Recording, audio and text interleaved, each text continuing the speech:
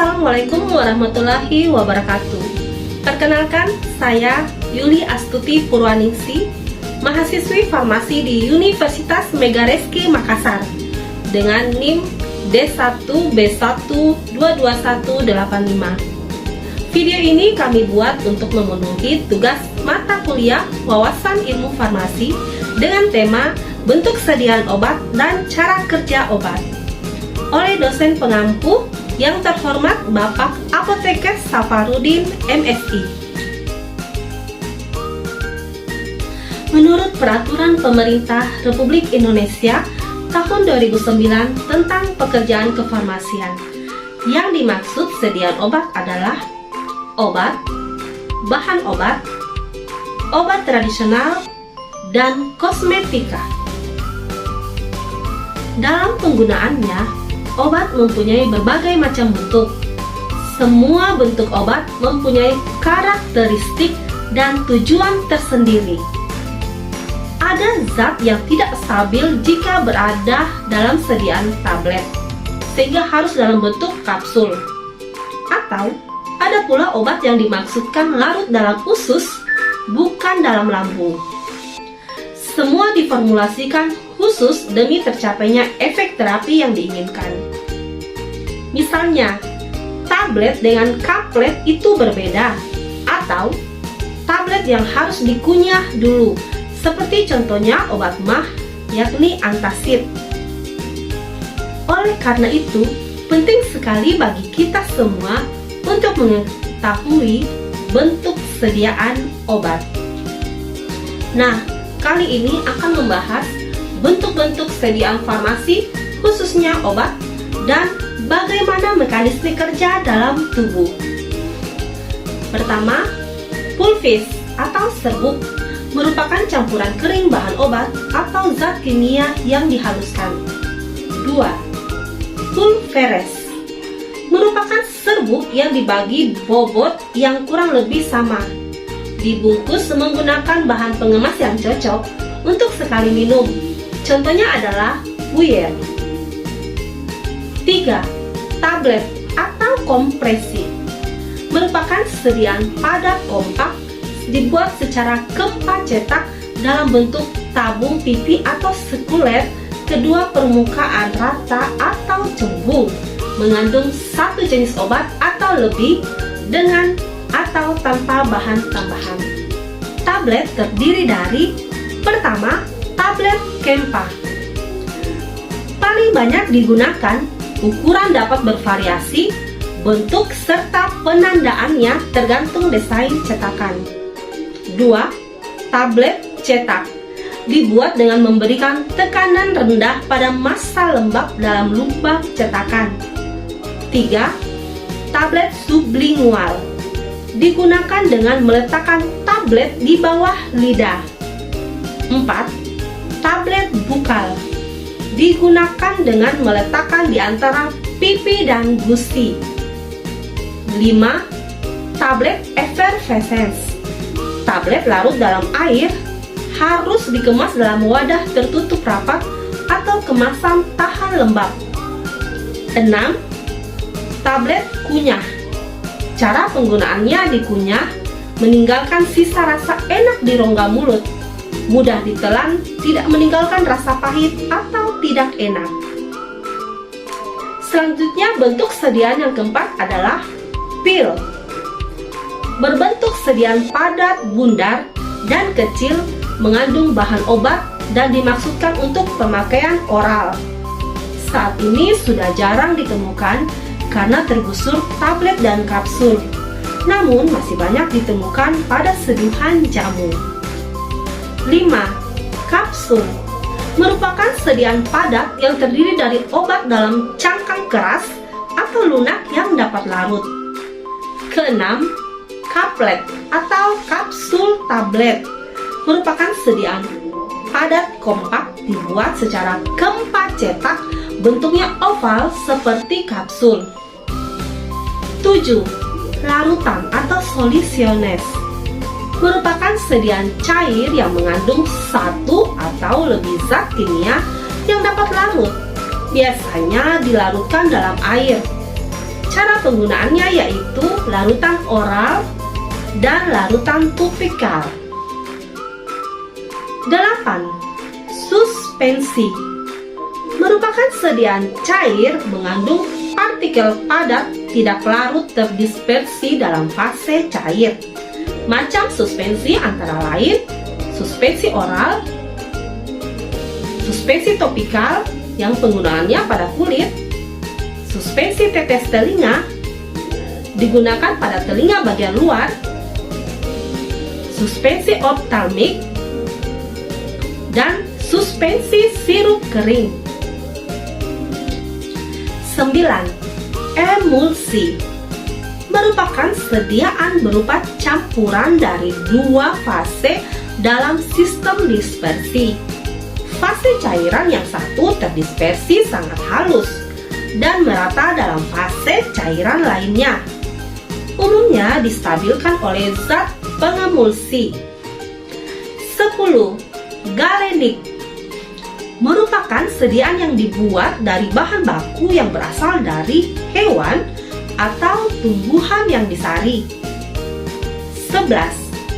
Ekstrak merupakan sediaan pekat yang diperoleh dengan mengekstraksi zat dari Simplicia nabati atau Simplicia hewani menggunakan zat pelarut yang sesuai.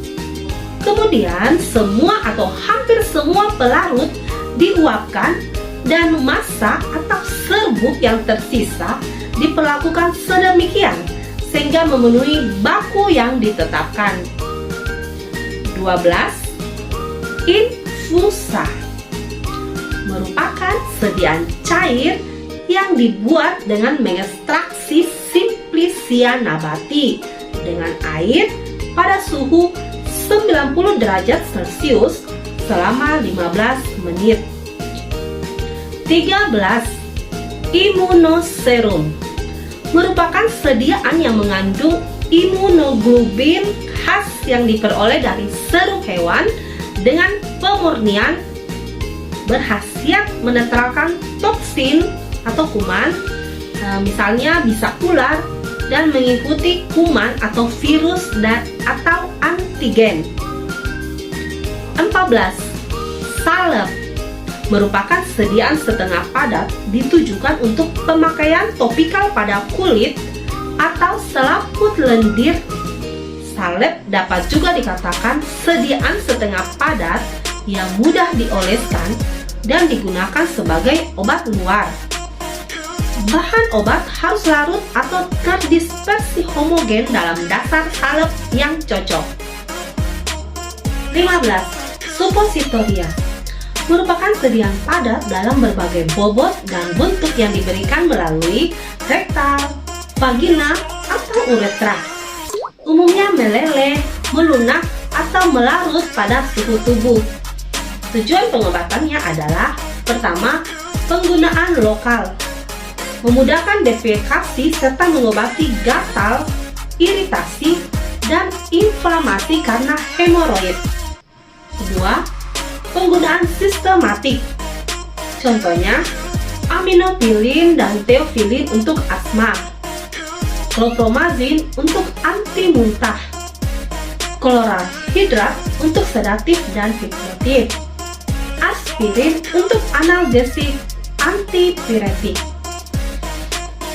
16. Obat tetes merupakan sediaan cair berupa larutan, emulsi, atau suspensi dimaksudkan untuk obat dalam atau obat luar. Digunakan dengan cara meneteskan menggunakan penetes yang menghasilkan tetesan setara dengan tetesan yang dihasilkan penetes baku yang disebutkan oleh Farmakope Indonesia. Sediaan obat tetes dapat berupa antara lain gute, obat dalam, gute oris, tetes mulut, gute auriculare, tetes telinga, gute nasales, tetes hidung, gute ophthalmicae, tetes mata. Ada 3 faktor utama yang turut menentukan bagaimana pemberian obat sebaiknya dilakukan, yaitu yang pertama, bagian tubuh yang akan diobati. Kedua, cara kerja obat dalam tubuh. Tiga, formula obat. Contohnya, ada beberapa jenis obat yang hancur saat berinteraksi dengan asam lambung. Artinya, konsumsinya tak akan efektif jika ditelan. Maka alternatif pemberiannya adalah lewat prosedur suntikan. Tenaga medis yang akan memberikan obat harus mengingat variabel penting seperti kondisi pasien, jenis obat, waktu dosis, dan cara kerja obat dalam tubuh. Itulah mengapa tidak semua jenis obat dapat dikonsumsi sendiri oleh pasien di rumah tanpa bantuan ahlinya. Cara kerja obat dan metabolisme tubuh. Cara kerja obat bisa sangat berpengaruh terhadap metabolisme tubuh seseorang. Contohnya, pasien yang menjalani pengobatan tiroid atau pengencer darah pasti merasakan dampaknya setelah mengkonsumsi obat. Tak hanya itu, dokter pun perlu melakukan rangkaian pemeriksaan untuk membandingkan apakah dosis obat yang diberikan sudah tepat atau belum. Selain itu, ada juga cara kerja obat yang lebih efektif apabila diberikan di waktu-waktu spesifik. Contohnya, memberikan obat setiap pagi untuk memastikan efektivitas obat itu dibandingkan dengan mengkonsumsi di lain waktu. Metabolisme tubuh juga berpengaruh akibat frekuensi minum obat. Jika jarak konsumsi satu obat dan lainnya terlalu dekat, bisa menyebabkan kandungannya terlalu banyak dalam tubuh.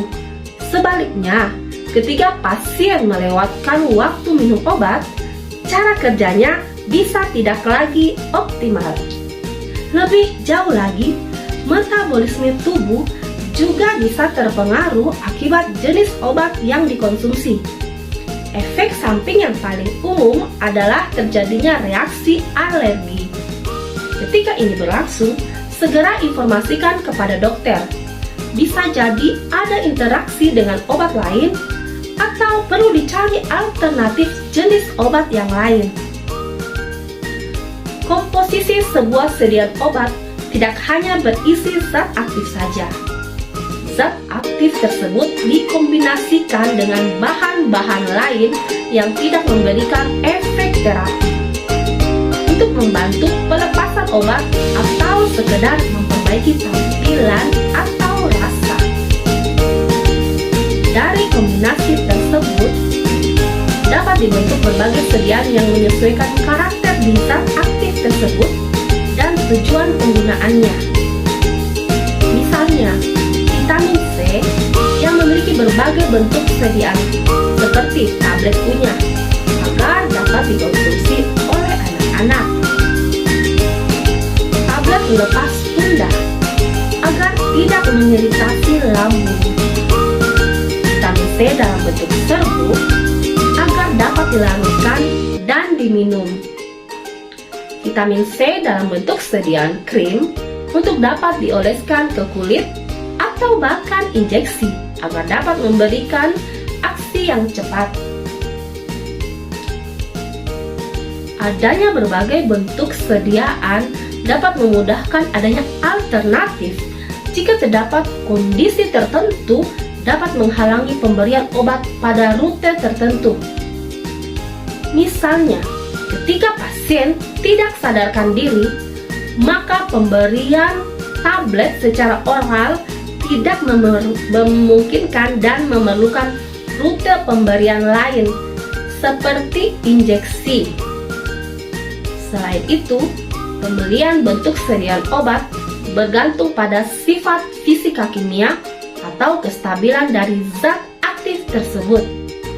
Contoh, insulin tidak dapat diberikan secara oral karena dapat terurai di saluran pencernaan, sehingga tidak dapat memberikan efek terapi yang berarti.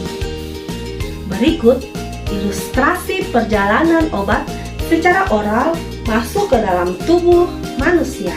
Ketika kita meminum obat obat akan kita masukkan melalui tenggorokan yang berjalan terus melewati kerongkongan dan berjalan terus ke lambung. Obat akan terpecah menjadi beberapa bagian yang sangat kecil yang terletak pada gastrik mukosa, lalu akan diserap oleh bagian tubuh yaitu lamina propria dan dikeluarkan.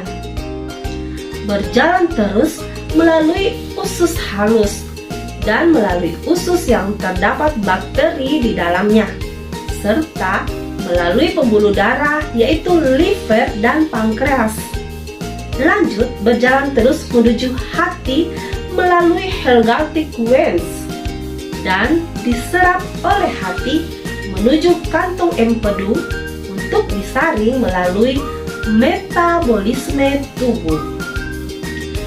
Dan berjalan terus melewati usus halus, terpecah antara suplemen dan vitamin dan butiran yang berisi nutrisi dan butiran protein DNA intrakuler bertemu dan memecah pada jaringan ikat, dan sisanya bertempur dengan kelompok bakteri dalam tubuh. Kelompok bakteri dan butiran protein DNA intraksioner saling bertemu dan dikeluarkan melalui anus yang saling dikeluarkan bersama-sama dengan feses. Demikian pembahasan mengenai bentuk sediaan obat dan cara kerja obat. Semoga bermanfaat bagi kita dan saya mohon like atas video ini.